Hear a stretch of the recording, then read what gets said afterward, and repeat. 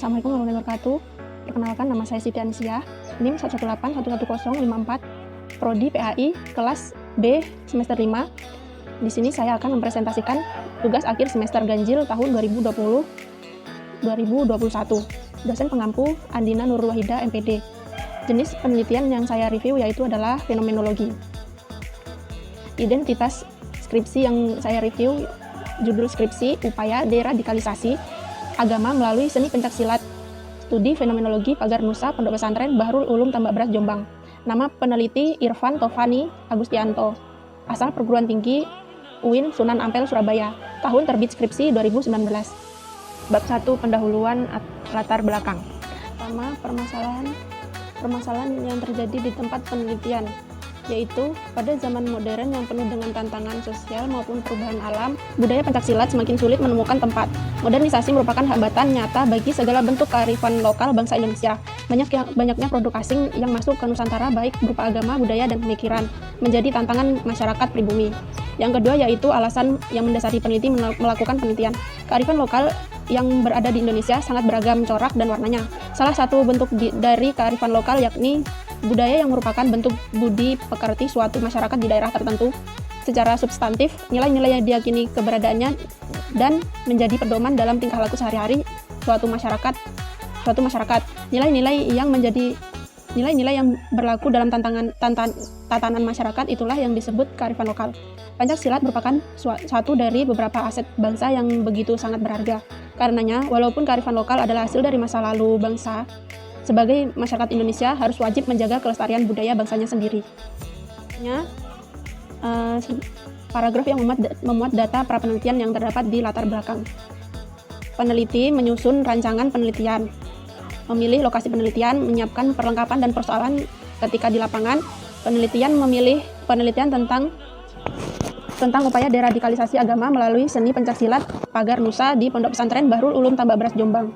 Peneliti menyiapkan surat perizinan penelitian, menyiapkan instrumen penelitian yang dibutuhkan di lapangan seperti pedoman wawancara, referensi untuk memperdalam penerapan di lapangan, serta perlengkapan lain yang diperlukan saat penelitian nanti untuk mendapat berbagai informasi mengenai diri subjek, deskripsi lapangan, serta keterangan terkait keduanya. Adalah pertanyaan penelitian dan tujuan penelitian.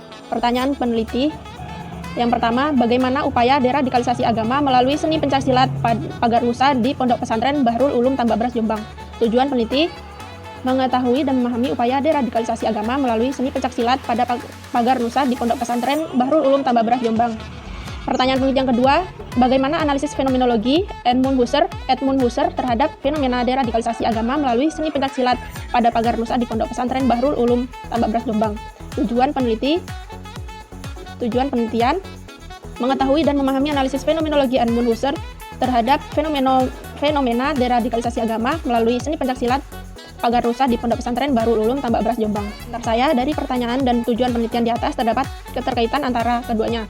Jika tujuan penelitian tercapai, maka akan menjawab pertanyaan penelitian. Adapun tujuan dari penelitian ini adalah untuk mengetahui analisis fenomenologi Edmund Husserl dan upaya deradikalisasi agama melalui seni pencaksilat Pagar Nusa di Pondok Pesantren Bahrul Ulum Tambak Beras, Jombang.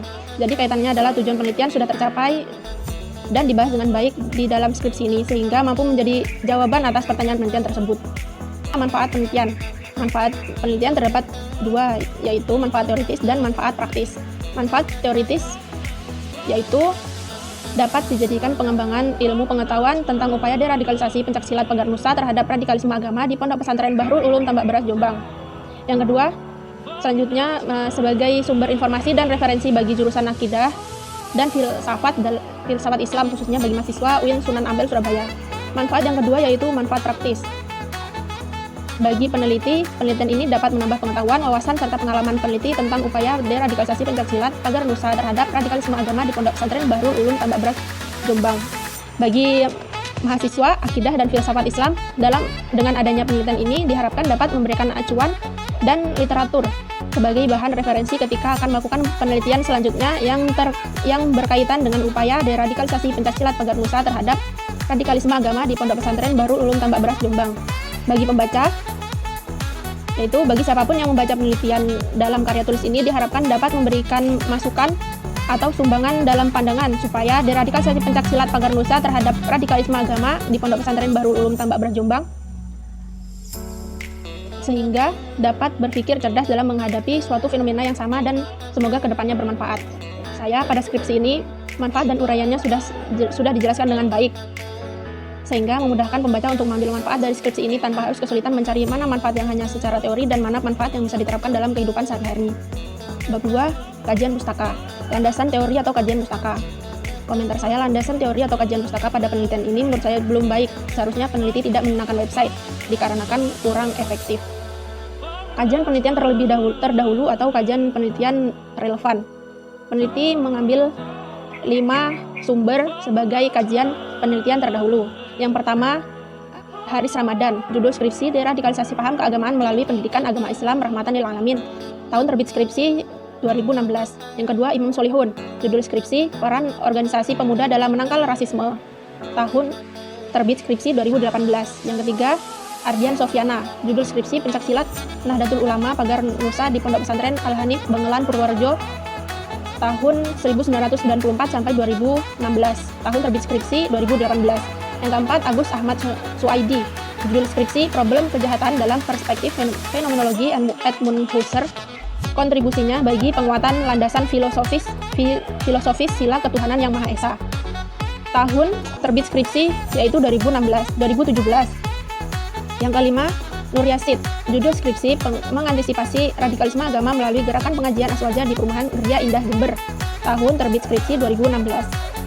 Menurut saya, pada kajian penelitian terdahulu, menurut saya pada bagian ini sudah sangat baik karena peneliti mendapatkan beberapa hasil penelitian senada dengan judul yang peneliti ambil, yaitu ada 5 penelitian terdahulu, dan peneliti juga mencantumkan identitas lengkap dari penelitian terdahulu seperti nama peneliti, asal perguruan tinggi, tahun terbit skripsi, judul skripsi, dan isi penelitian, persamaan serta perbedaan dari karya skripsinya dengan penelitian terdahulu.